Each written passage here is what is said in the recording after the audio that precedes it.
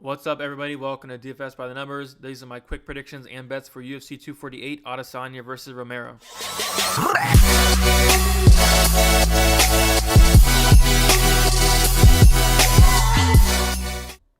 Alright, as always, before we get started, if you guys can leave a like on the video, I'd really appreciate that. Also, subscribe if you haven't yet. Trying to get 800 subscribers over the weekend, so if you guys can hit that subscribe button, it'd mean a lot to me.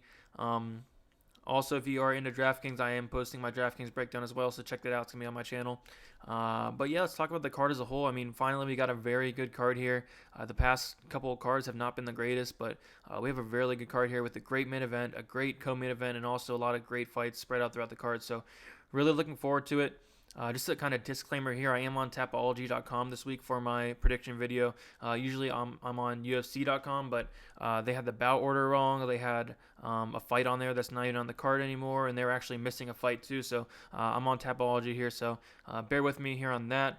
But let's start with the first fight of the night. We got Batgerel versus Guido Canetti. Dana is a minus 135 favorite, and Guido Canetti is a plus 115 underdog. This fight's pretty tough to call. Guido is 40 years old. He has 5 UFC fights. He was on the Ultimate Fighter. And then Dana comes from like a low-level regional scene in Mongolia. He beat Kai Kara-France, but that was like in 2013 when it was like Kai Kara-France's like second or third fight. So don't look too much into that. But Dana does look tough. He has a wrestling background. Guido's going to come out here, try to knock his head off in the first round. If he doesn't get that first round knockout, definitely going to fade late, and that's when I think Dana could take over and win round 2 and round 3. I think this fight could end inside the distance, and definitely could see a Guido Canetti first round knockout or a Dana late finish. But Canetti doesn't have a knockout in the UFC, I don't believe so. I believe his last knockout was probably like almost 10 years ago, so you got to look into that a little bit. Dana does look tough as well, so I don't really think he's going to go out there and just knock him out. But, I mean, I wouldn't be surprised, but just probably really unlikely to happen.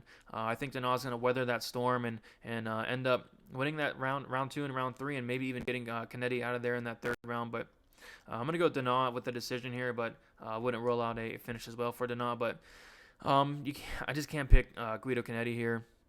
Dana looks, he looks fine. Both these guys are pretty low level, but I just got to go with Dana here with that decision. All right, up next we got Jamal Emmers versus Jedrzejczyk DEC. This fight's pretty interesting. I mean, I was watching film and stuff, and definitely Chikadze's takedown defense is very poor and definitely can be exploited. I went and looked at the guys that Chikadze has been fighting, and I believe it was like his opponents that he won against had a combined record of like 11 and like 53, and then which was just crazy to me. I mean, he beat like 4 guys with 0 or 1 wins. He beat a guy with 2 wins, and then he beat a guy with like 32 losses. So the competition he's been facing has been absolutely awful. And then we got Jamal Emmers here. He did beat Corey Sandhagen back in 2017. Looks like a really good prospect here. He has great takedowns, great wrestling. But the problem is, will he use the wrestling? He doesn't have the best fight IQ. But if he uses his wrestling here, he's going to absolutely smash Giga here. But the question is he going to use that wrestling? Which I don't know. I'm not fighting for him, but I definitely would recommend for him to go out here and get takedowns, because I do think they're going to come extremely easy. And I do think if he gets a takedown, he's going to maybe even get a submission or definitely a ground and pound victory. But even if he does stand with Chikadze, Chikadze is a former kickboxer, but he doesn't. I don't think he has that many knockouts. I mean, I forgot to look, but I think he has like probably 2 or 3. I think it was 3 knockouts in his 8 wins. So not much of a finisher like people are kind of making him seem to be. And we have seen Emmers finish like 2 or 3 times. So Emmers' chin is in question. I think that's why this line is a little bit close. But honestly, I don't see why Emmers shouldn't be like a minus 200 favorite here. If he goes in with the right game plan, the right mindset, he can definitely win this fight and win it fairly easy. I think he's the way more talented fighter all around, and I see no problem why he shouldn't come in here and get that takedown and get a finish shortly after. If I see him getting a takedown and Chikadze not being able to get back up after that. I'm going to go with Emmers here. I'm going to pick him to win by a TKO victory in round number 1. I just think if he gets him down, I think it's going to be over shortly after. I don't see Chikadze getting back up. Emmers, very, very good wrestler. And yeah, I'm pretty confident in that pick as well. And I do have a bet on it. Let's see. Emmers at -170. I think that line's great. I mean, you can put a couple of units on that. I mean, that's a great line there. I think there's a lot of value on it still. I think it should be like -200. The only issue is maybe his chin, but I don't think Chikadze is that dangerous a fighter. So yeah, Emmers, I'm pretty confident as well. So give me Emmers by first round TKO. All right, a fight I'm not really looking forward to. Emily Whitmire versus Polyana Viana. I mean, this should be exciting. Not really, but Viana has lost her last 3 fights here, and Whitmire I just don't think is good at all. I think the line's this close because, well, 1, you can't trust either of these fighters, and 2, Viana has lost her last 3. I do think Viana has the better BJJ, and we have seen Whitmire submitted before. If Viana can get this taken to the ground, I think she can possibly get a submission. I even think Viana can possibly get a submission off her back if this stays standing. If Viana pressures Whitmire does not deal good with pressure. I think she can win a decision that way, but we saw Viana submitted by Macedo in the first round, which is extremely, extremely, extremely concerning. That's why this line is as close as it is. But I think I'm going to go with Viana here. I think she has a better BJJ. If she can get Whitmire down, which I think she can, I think she could possibly get a submission here, but not something I would bet on ever in my life. This is the definition of a pass fight, because I wouldn't be surprised if Viana lost her 4th fight here, but I'm going to go with the fighter that I think who's better and better in BJJ and better all around in Polyana Viana. All right, next we got a kind of exciting fight here. I'm actually looking forward to this fight. Looking forward to see how it plays out. We got Deron Winn versus Gerald Meerschaert. I mean, Meerschaert is a guy I've been fading his whole UFC career, and I mean, sometimes it's come back to bite me, and sometimes it hasn't. I just see him improving at each and every fight. I mean, some of his losses you could argue that he won, especially in his last fight. I felt like he won that fight, but the judges saw it a different way. So Deron Winn, not the best cardio in the world. You know, he has that great wrestling. They call him Mini DC. But we saw in his Eric Spicely fight where he did not take Spicely down because of Spicely's BJJ credentials, and that's what I think is going to happen here. I don't think Wynn's going to try to take Meerschaert down. I think he's going to try to stand with Meerschaert, and honestly, Meerschaert I think can surprise a lot of people. I mean, his striking's been improving each and every fight. He looks like a decent striker. I mean, he was standing and striking with Eric Anders for all 3 rounds and looked decent in round 2 and 3. So I think Wynn's going to come in with that game plan. If he does take Meerschaert down, which I don't think he will, but if he does, I mean, it's very possible. I like Meerschaert even more in this box. I do think Meerschaert can possibly get a sweep or even a submission. That 3rd round, Wynn's probably going to be tired. Doesn't have the best gas tank. Meerschaert does have like a 7 or 8 inch reach advantage on him, and like a 6 inch height advantage. So he's going to have that range. If there's this play on the feet, I think Meerschaert can just pick him apart. Maybe land some hard shots. We have seen Meerschaert hurt before, but it's going to be hard for Wynn to get in there, get on the inside with that range of Meerschaert. Meerschaert's a big dude, and Wynn's very small. So I think it's going to be tough for Wynn to get on the inside and land that hard shot. I'm going to go with Meerschaert here. I am looking to place a bet on this. Meerschaert is +120. Wynn is -140.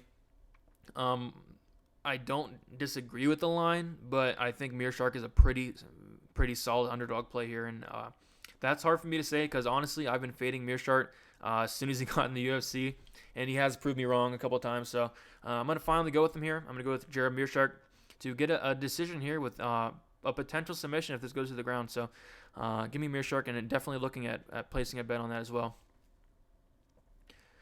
All right. I mean, this fight should be exciting for how long it lasts. Rodolfo Vieira versus Safirbek Safarov. All right, we all know about Vieira here.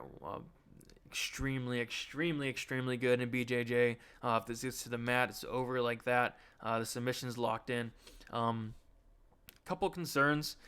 for Vieira is probably his gas tank, his striking. It doesn't have the best striking. I think Safarov is honestly probably the better striker, but Vieira is improving his striking. So, but he's still a little bit green. I think Vieira can definitely get to this to the ground. Safarov does not have great takedown defense. I think it should be no problem, and that's why we see the line like this. Vieira is minus 650 favorite, and Safarov is a plus 475 underdog. It was like minus 800 Vieira, so. I don't see why Vieira is gonna lose this fight unless I wouldn't say a fluke knockout, but like a fluke knockout would happen. So you can't bank on that. You got to look at the fight itself, and I just think this is a very easy fight for Vieira. Once this gets to the mat, I think he's gonna submit Safarov in that first round. So some props I'm looking at are Vieira by submission, Vieira in the first round.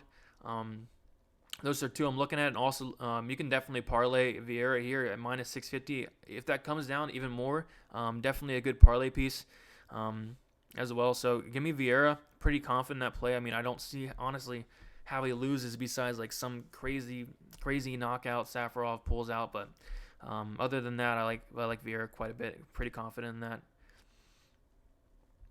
All right, this fight's gonna be good. Mark Madsen versus Austin Hubbard.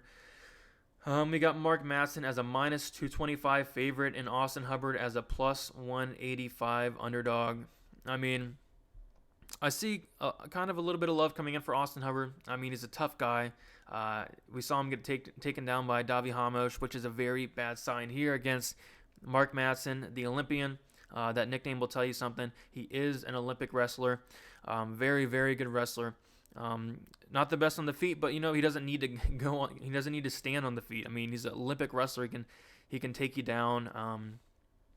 Austin Hubbard does not have the best takedown defense, but Austin Hubbard is better on the feet here. And as we know, all fights start out on the feet. So maybe Hubbard can clip him, but Hubbard isn't that much of a dangerous fighter. So I mean, I'm not really worried about that. I think Madsen honestly should have no problem here. I don't really see the love that's kind of coming in for Hubbard. I feel like this line should be probably a little bit wider.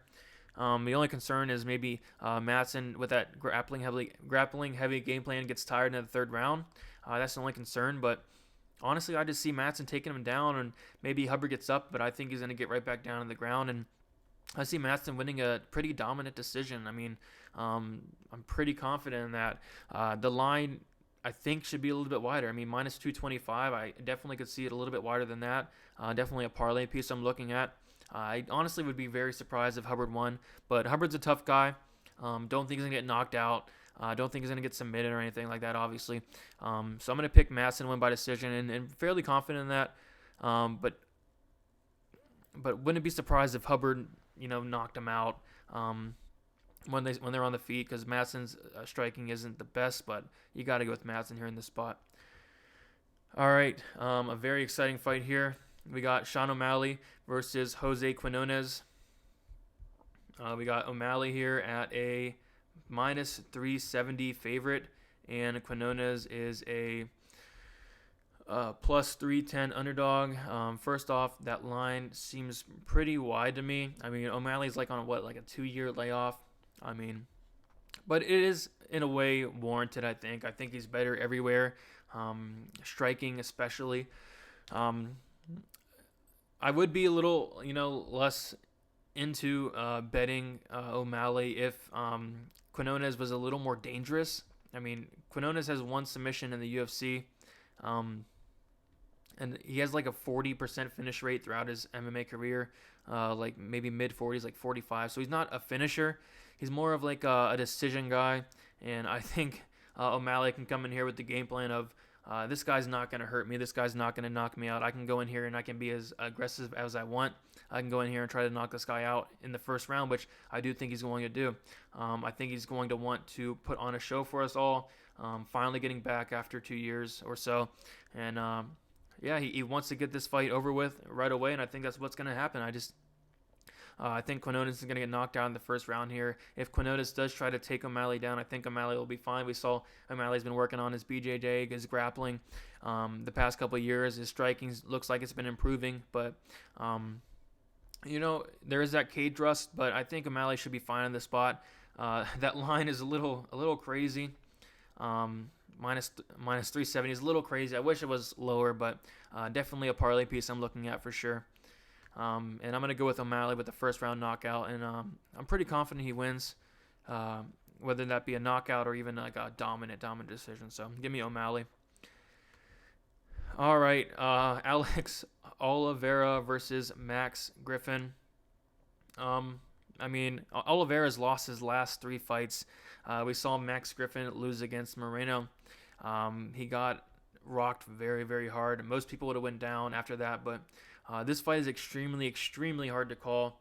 I just think Oliveira's on his way out, and I think this fight is going to be extremely close as well. I can see Oliveira winning that first round, and then maybe Oliveira getting tired in that late second or third round for sure, and Griffin taking over. Don't really see Oliveira knocking out Griffin or anything. Griffin's very tough, as we know. His chin's very good.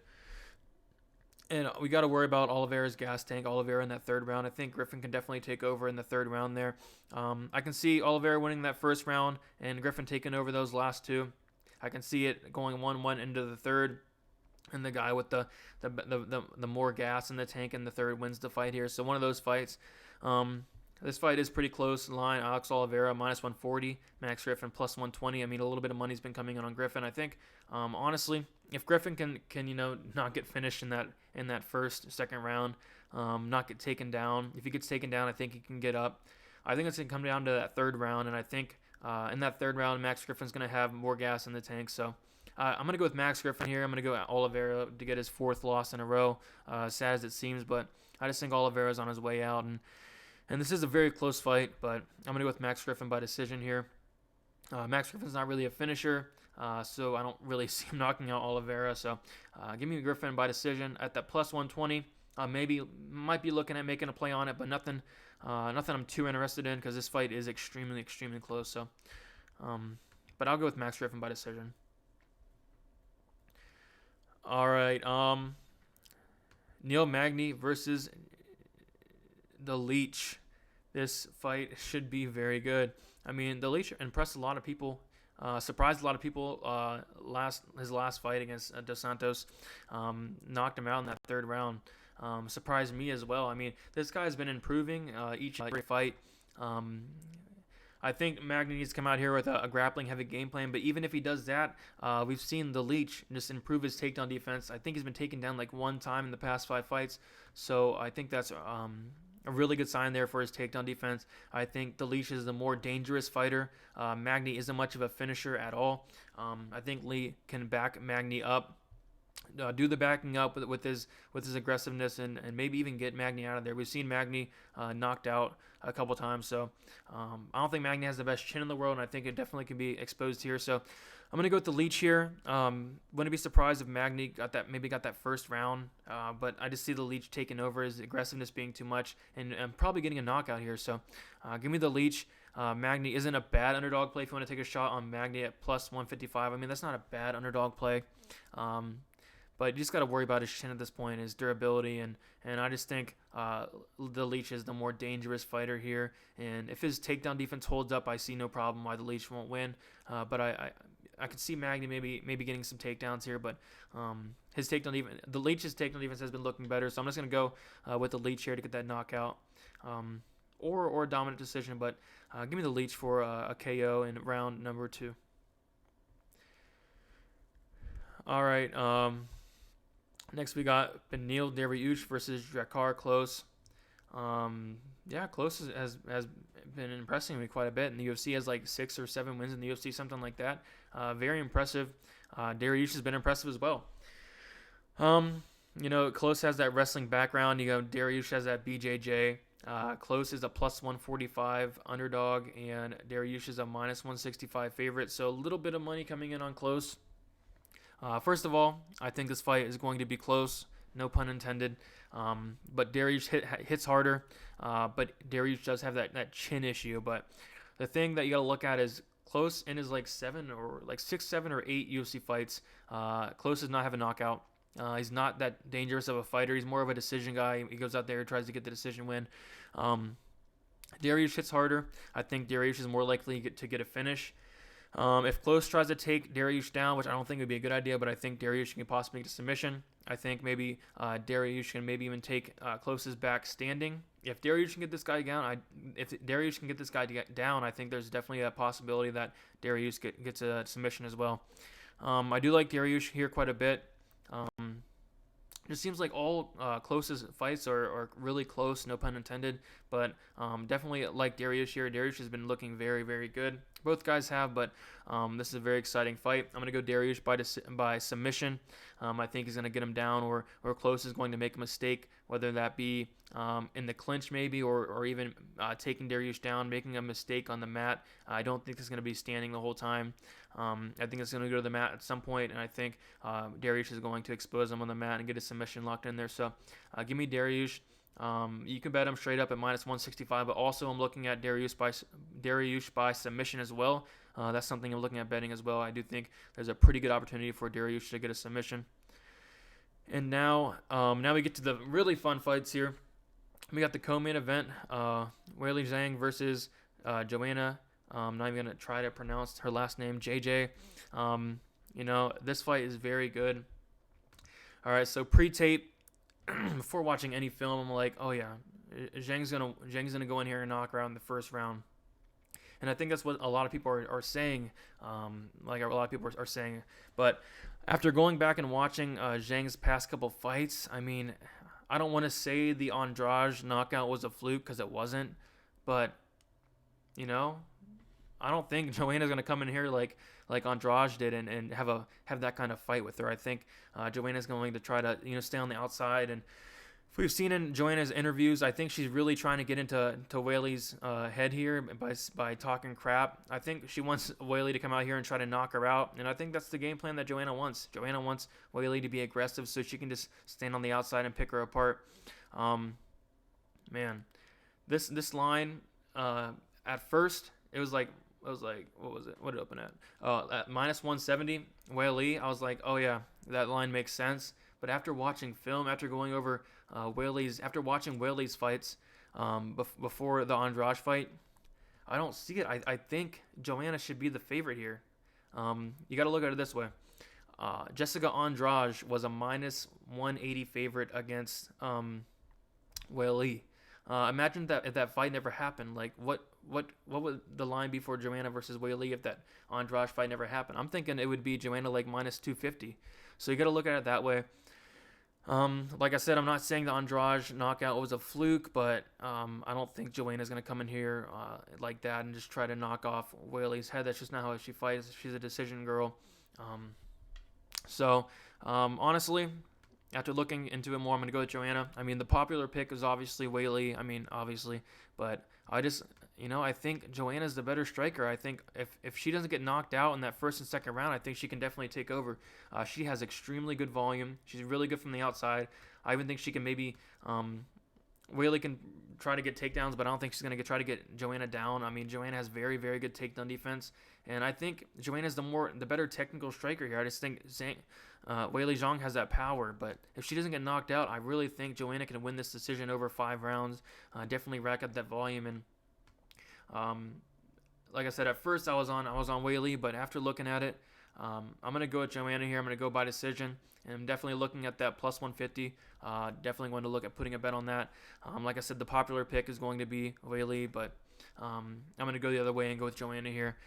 But would I be surprised if Weili got a knockout in the first, second round? Not really. I mean, it could happen. So maybe hedge with a Weili first round knockout prop. But other than that, give me Joanna here. I think there's a lot of value in that line. I saw a lot of people betting Joanna before I looked into the fight. I'm like, what? Like, what are you guys doing? But after looking at it, I'm like, oh wow, that's a good bet. That line did not make sense, and you guys are getting a lot of value there. But if you bet either side of this, I think you're making a good bet. Weili could get that knockout, or Joanna could weather that storm and get that decision win as well. So give me Joanna with the decision. All right. I already broke this fight down on my main event prediction, but just gonna go over it quickly. We got Adesanya -270. Favorite, in Romero +230 underdog. Looks like a little love is coming in for Romero, which, you know, he has that power to put anybody out at any time. But like I said in my video, like I think Adesanya is just going to pick him apart for 5 rounds. But you do got to be worried about Romero. Romero knocking Adesanya out using that wrestling. But I don't think he's going to use much wrestling because in a 5-round fight, Romero does not have the best gas tank at all. Romero usually chills like the first 2 rounds, besides in the last fight. But typically, Romero usually chills in the first 2 rounds, and then in the 3rd round, he tries to kill the opponent. So he can't do that here. It's a 5-round fight, so maybe we see that in the 5th round. Maybe he saves some energy for the 5th round, but I can see Adesanya winning this whole fight, and then just Romero catches him with something, but I can't really bank on that. I think that range and reach of Adesanya is going to give Romero a lot of problems. I think Romero is going to have a tough time, landing that hard shot with Adesanya's range. I mean, Adesanya has he's 6'4", and then Romero is 6 foot, so he has a 4-inch height advantage, and he has about a 6.5-inch reach advantage. So I think Romero's going to have a tough time getting on the inside. I can see Adesanya stopping him in round 4 or 5, or Adesanya just winning a decision with that. Like I can see Romero like maybe getting a knockout after Adesanya's been winning the whole fight, but you can't really bank on that. I think Adesanya's the better fighter. Romero's on a 2-fight losing streak, fighting for the title, which I just think is pretty insane. But give me Adesanya, give me him by decision. Definitely looking at parlaying Adesanya as well. All right, guys, that's about it. If you guys enjoyed the video, please leave a like. Also, subscribe if you haven't yet. I'm just going to tell you guys my either bets or potential bets here. All Adesanya looking at as a parlay piece. Joanna looking at as an underdog play. Dariush, potential submission prop. Max Griffin, potential underdog play. Sean O'Malley, maybe a potential parlay piece. I'm not really in love with the line though. Mark Madsen, definitely a potential parlay piece at -225. Love that line. Rodolfo Vieira, definitely a parlay piece if that line can come down a little bit more. Meerschaert looking at as an underdog play. And then Jamal Emmers, have a bet on there as well. So that's about it. If you guys have any questions, you can comment below. Let me know what you're betting this week. Let me know who you guys got in the main event. Like I said, the popular pick's probably going to be Weili and Adesanya, but I'm going to go on Joanna and Adesanya. So that's about it, and good luck with your bets.